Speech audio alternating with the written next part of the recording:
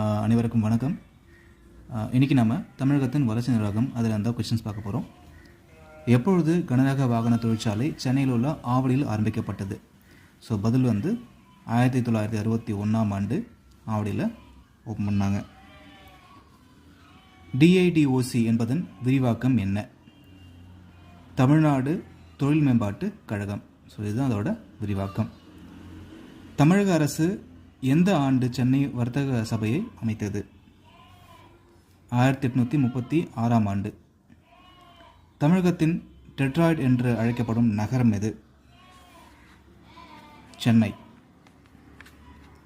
எப்பொழுது சேலம் உருக்காலை ஆரம்பிக்கப்பட்டது? 1977. பயிர் உற்பத்தியில் எந்த பயிரை தவிர தமிழ்நாடு முன்னுரிமை உள்ளது?